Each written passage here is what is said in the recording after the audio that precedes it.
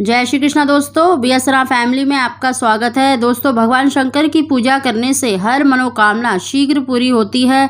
दोस्तों, भगवान शंकर बहुत ही भोले और शीघ्र प्रसन्न होने वाले देवों में से एक हैं। आपने देखा भी होगा, चाहे देवता हो चाहे असुर हो, कोई भी हो, लेकिन भगवान शंकर का पूजन अवश्य करता है। उनकी तपस्या करके उनसे बड़े बड़े वरदान प्राप्त करते हैं, क्योंकि भगवान शंकर बहुत ही शीघ्र प्रसन्न होने वाले हैं। और भगवान शंकर का देखिए, सोमवार का दिन भगवान शंकर का माना जाता है। ऐसे ही सावन का महीना भी भगवान शंकर का प्रिय है। अगर सोमवार के दिन अगर एक वस्तु अगर शिवलिंग से आप उठा लाते हैं तो निश्चित ही आपकी मनोकामना पूरी होती है।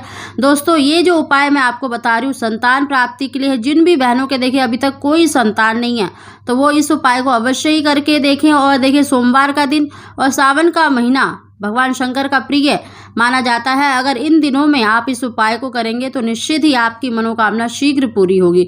दोस्तों, उसकी जानकारी देने से पहले अगर अभी तक आपने मेरा चैनल सब्सक्राइब नहीं किया तो सब्सक्राइब अवश्य ही कर ले, बगल में बेल आइकन को दबा दें, जिससे मेरी आने वाली सभी वीडियो का नोटिफिकेशन सबसे पहले आप तक पहुँच सके। दोस्तों, भगवान शंकर को प्रसन्न करना बहुत ही सरल है। अगर सच्चे मन से, अगर आपके मन में छल कपट, किसी के लिए द्वेष नहीं है, अगर आप पवित्र मन से भगवान शंकर की पूजा करते हैं तो निश्चित ही आपकी मनोकामना शीघ्र पूरी होती है।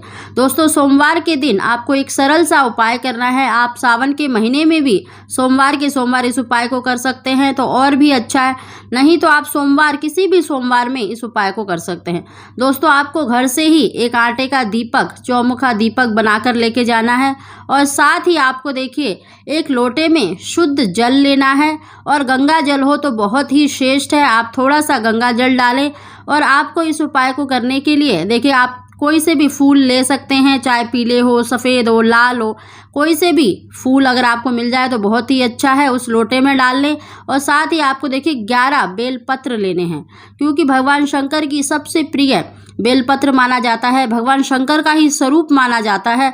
तो आपके पास अगर ना हो 11 तो भी आप देखिए भगवान शंकर को अर्पित करके, क्योंकि जो बेलपत्र होता है कभी भी अशुद्ध, बासी या अपवित्र नहीं माना जाता। उसको चढ़ाने के बाद भी उसको धोकर, यानी शुद्ध जल से उसको धोकर फिर से उसे चढ़ाया जा सकता है।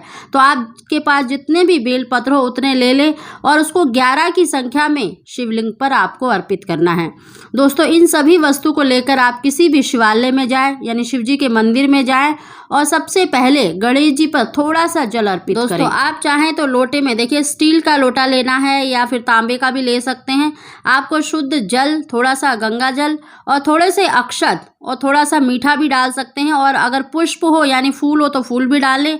और जो 11 या जितने भी आपके पास बेल पत्र हैं वो सभी देखिए उनकी डंठल तोड़ के, और बेल पत्र जो लेने हैं आपको बिल्कुल साफ सुथरे हरे रंग के, जो 3 की संख्या में होते हैं, उनका जो पीछे का डंठल होता है वो भी आपको तोड़ लेना है। साफ सुथरे डंठल तोड़कर आपको उस लोटे में सारे जो बेलपत्र है वो डाल देने हैं। और शिवालय में जाए, मंदिर में जाए और सबसे पहले थोड़ा सा जल ओम गणेशाय नमः कहते हुए गणेश जी पर अर्पित करें, पूरे शिव परिवार पर अर्पित करें थोड़ा थोड़ा सा। और उसके बाद आपको शिवलिंग पर बिल्कुल पतली सी धार में ओम नमः शिवाय कहते हुए, जब तक वो धार आपकी गिर रही है, लोटे का जल गिर रहा है, उस समय तक आपको ओम नमः शिवाय का उच्चारण मन ही मन में करते रहना है। दोस्तों, इस तरह से आपको जल अर्पित करना है। और जो बेलपत्र अगर लोटे में रह गए हैं तो जो देखिए वो जो बेलपत्र होते हैं वो जो चिकनी साइड होता है उस पर या तो आप चंदन से ओम नमः शिवाय लिखें या फिर सिर्फ चंदन का तिलक करके भी आप शिवलिंग पर जो चिकनी साइड है उस तरफ से शिवलिंग पर अर्पित कर दें और अपनी मनोकामना भी साथ में अवश्य बोलें। इस तरह से आपको भगवान शंकर का पूजन करना है। अगर आपके पास कम है बेलपत्र तो आप जो शिवलिंग पर आपने बेलपत्र अर्पित करे हैं उनको उठा लें और उनको धोकर फिर से आप चढ़ा सकते हैं। दोस्तों, आपको 11 की संख्या में हर सोमवार के दिन आपको बेलपत्र अर्पित करने हैं। और जो आप आटे का दीपक लेके गए हैं वहाँ पर प्रज्वलित कर दें, भगवान शंकर के पास ही उसको दीपक को रख दें और भगवान शंकर से अपनी मनोकामना अवश्य ही बोलें। दोस्तों, पूजा करने के बाद आपको एक बेलपत्र, कोई सा भी बेलपत्र आपको उठाकर प्रसाद स्वरूप घर लेके आना है। दोस्तों, कभी भी जब आप शिव जी की पूजा करते हैं तो कभी भी जब आप पूजा करके वापस लौट रहे हैं तो शिव जी की तरफ आपकी पीठ नहीं होनी चाहिए और शिव जी मतलब शिवालय की तरफ अपना मुंह करके आप बाहर निकलें। दोस्तों इस तरह से कर सकते हैं। और घर आकर उस बेल पत्र को अपने घर के ही मंदिर में, अगर शिव पार्वती के पास आपकी फोटो है, मूर्ति है तो नहीं तो आप अपने मंदिर में ही उसको अर्पित कर दें। भगवान शंकर का ध्यान करके चाहे तो आप शिवालय यानी मंदिर में 108 बार ओम नमः शिवाय का उच्चारण करें या घर आकर अपने घर के ही मंदिर में उस बेल पत्र को अर्पित करके ओम नमः शिवाय का एक माला का जाप अवश्य ही करें। दोस्तों आप मंदिर में भी कर सकते हैं और अपने घर के मंदिर में भी 108 बार ओम नमः शिवाय का उच्चारण कर सकते हैं। दोस्तों उस बेल पत्र को जो आपने शिव मंदिर से लेकर आए प्रसाद स्वरूप अपने घर के मंदिर में ही रख दे और रात्रि के समय सोते समय आपको उस बेल पत्र को भगवान शंकर का ध्यान करके उनसे अपनी प्रार्थना करके उस बेल पत्र को अपनी नाभि पर रखकर सोना है। दोस्तों इस तरह से आपको रात में सोते समय अपनी नाभि पर रख के सोना है।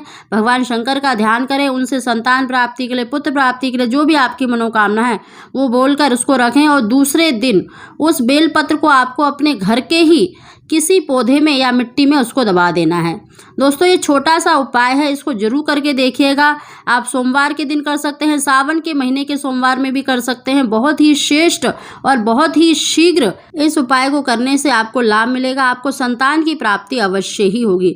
दोस्तों इस उपाय को आप अवश्य ही करके देखिए। आप किसी भी सोमवार के दिन करें, निश्चित ही आपको संतान की प्राप्ति अवश्य ही होगी, क्योंकि जो बेल पत्र है भगवान शंकर की प्रिय मानी जाती है। अगर भगवान शंकर से आप सच्चे मन से प्रार्थना करके ये उपाय करेंगे तो निश्चित ही आपकी मनोकामना पूरी होगी।